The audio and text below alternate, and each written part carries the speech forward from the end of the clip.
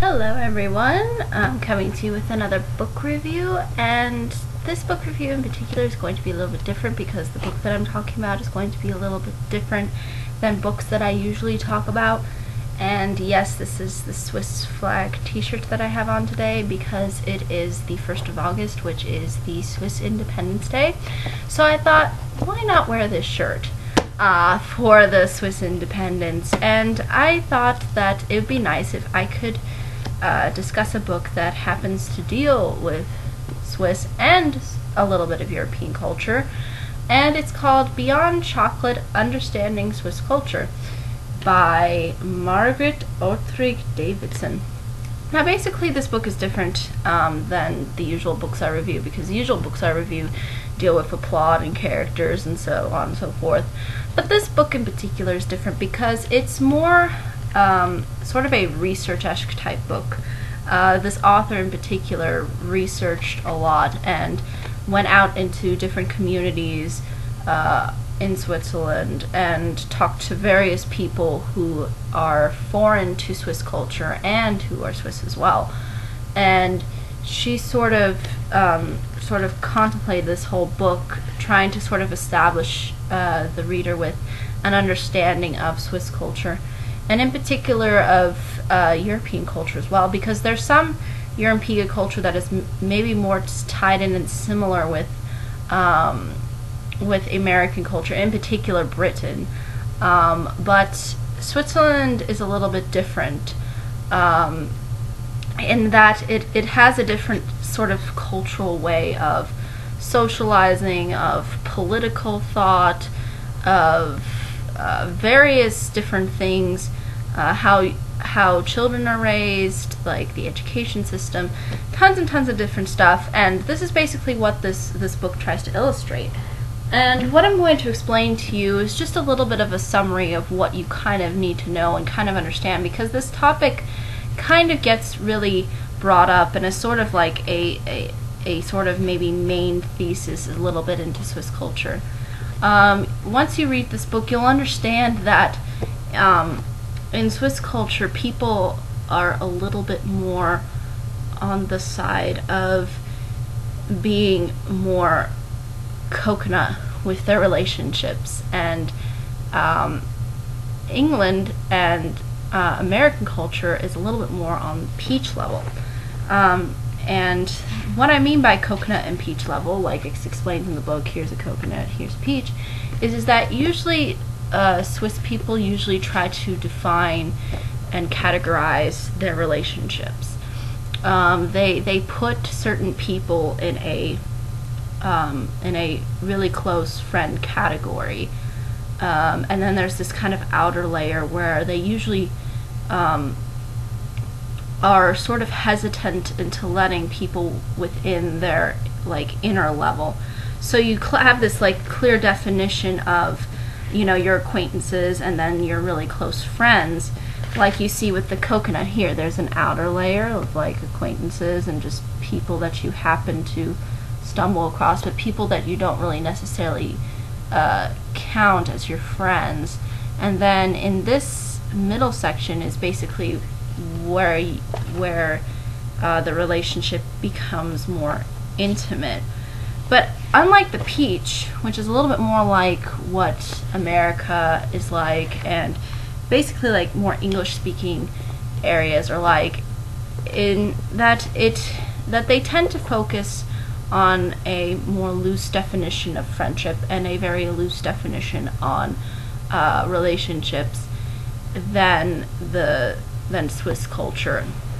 In particular, you'll probably notice that a lot of American culture doesn't really necessarily really think things through or establishes things with people so much, whereas in Swiss culture it's a lot more definite, your relationships. In particular, I guess an example I could give is like she tries to emphasize this in the book, like someone in the US can invite somebody that they just met on in a park or something to some place, but maybe something doesn't happen or it doesn't go through. And in Swiss culture, people see that more as a means of them really wanting to get to know you, whereas American culture tries to establish things a little bit more loosely. Like, yeah, we'll maybe do something, and then it never happens. Usually things in Swiss culture are very definite. And it also tries to establish this kind of idea that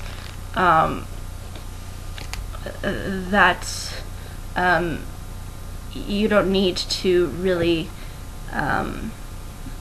over-explain certain things that you would explain to people, because the Swiss are a little bit more private, and that kind of goes in with the whole peach and coconut thing. You know, you have your sort of intimate circle, and then you have sort of this wall of privacy. And in more American style and English-speaking culture, it's a little bit more open, and people don't really necessarily mind being very open to people. And it's not that the Swiss aren't friendly necessarily. It has nothing to do with that. It just has to do with their relationships. And I think we kind of, you know, if you look at something like Facebook, my Swiss friend, she has less friends than I do on Facebook, and I'm using this as a really loose example. And she likes to have that sort of, hi. Have something with that rice? Oh yes, that rice would be great. You want eggs with it? Eggs would be good. On the rice? Yeah. The salad? Eggs and salad. That would be good, yeah. That would be awesome. Sorry about that, just my mom. But basically, what I'm trying to get across to you guys is kind of can be summarized in what it says on page 16. And basically it says, in Switzerland, as in Germany and many other European and Asian cultures, there is traditionally a coconut culture. In the coconut model, people make a clear distinction between their neighbors, colleagues, and acquaintances in the outer layer and their family and friends in the inner layer. They typically use surnames in the outer layer and the first names in the inner layer. In the outer layer, they may not wish to give personal information about themselves to others. Symbolically, they have a larger private space in the inner layer because they share more about themselves there with people they know very well. Their homes are a part of their private sphere, and they are unlikely to entertain guests they hardly know in them. Once people have moved into the inner layer, the commitment is long-term. So basically that's kind of what they're trying to sort of establish with this coconut idea. And also it's trying to emphasize the idea that this kind of peach and coconut model sort of goes with a lot of the other things as well. And what I mentioned with her having less friends is that she just likes to keep her circle more intimate and more close. And also in Switzerland they had a controversy of Google and Google Maps, because you know Google Maps can pretty much map the entire world out, and certain people didn't really like that because they didn't like people taking pictures of the houses and such. So you kind of get these things where the Swiss are just more private. They like to keep things and people that are within their inner layer private and personal, and sort of kind of keep this distance from the outer layer. And but you can move into that interlayer with people. It's not going to be just right off the bat, right when you just meet somebody. And this is really generally speaking. All that I'm saying is really coming out of this book, and this is more of a sort of generalization. It's not necessarily that everybody in Switzerland is like this, but from what the research that she's collaborated, she says this is sort of the general broader sense of culture. And this kind of goes in with independence because usually usually people in particular, I believe in Switzerland, they like to have this kind of independence per se, and have this kind of way of having a way to express themselves through their independence and not always relying on people, and you'll kind of see how the book tries to emphasize that aspect as well.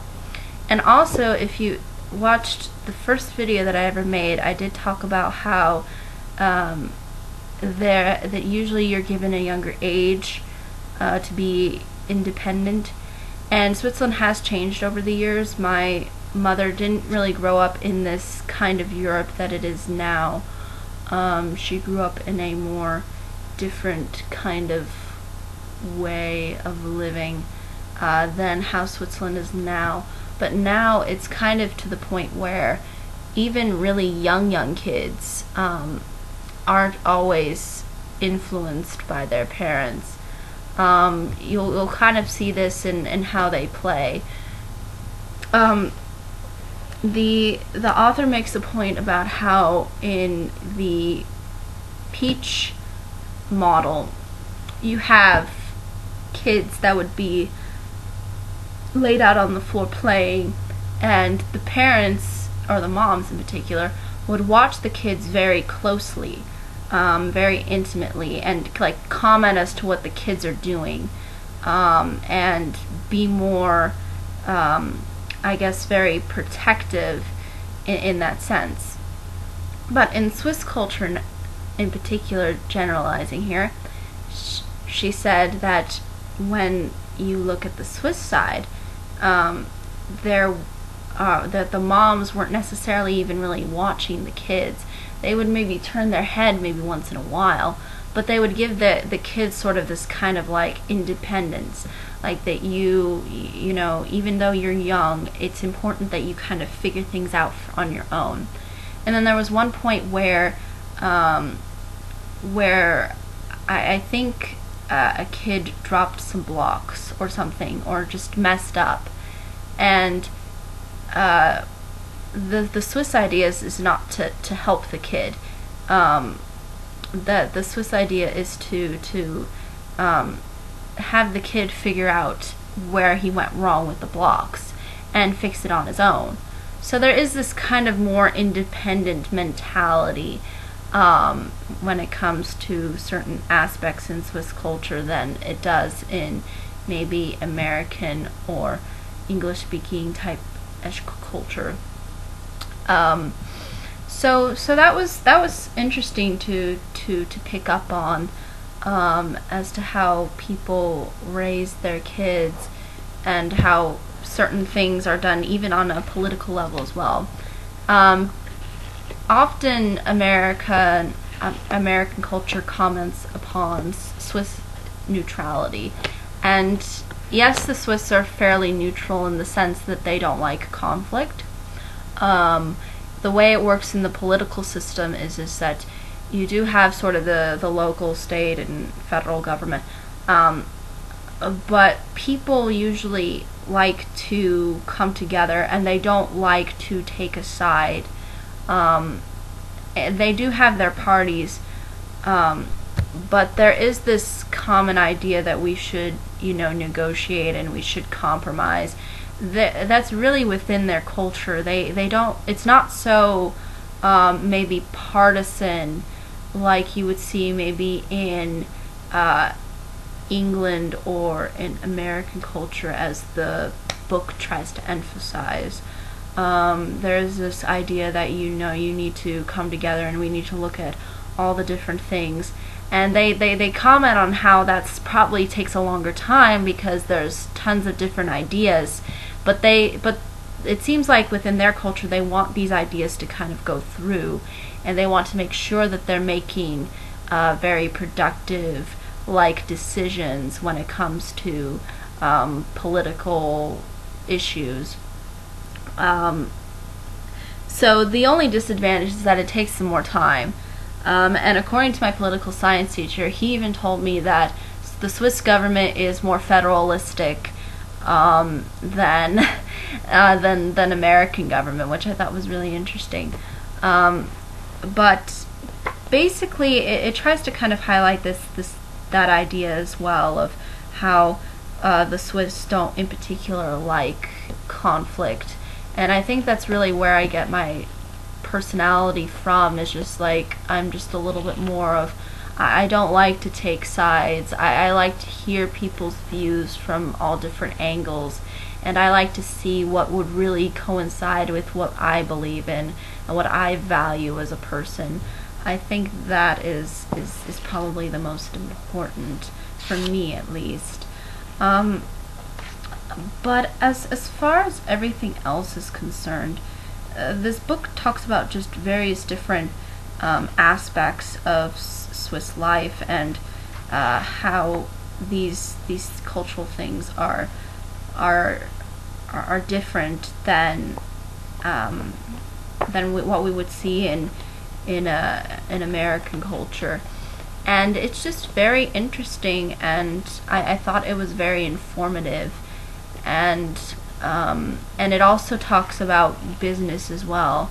I happen to be a business major, so if you want to learn about culture, in particular in the workplace, or learn about how another country really structures themselves, this is a really good book to, I think, pick up, because it tells you, and I mean, she has like quotes from people who've lived there and people who've had these various experiences, and she talks about how, like, you know, how what these experiences sort of mean, and how we can make like sort of a broad kind of consensus on the certain way things are within Swiss culture. Okay? Awesome. So I think that's really all I can say. I'm gonna get off out of my room and eat now, because that's what my mom called me for. But yes, Beyond Chocolate: Understanding Swiss Culture by Margaret Oetrich Davidson. Definitely worth checking out. Any questions, comments, concerns, more than happy to answer them. And until next time, bye-bye.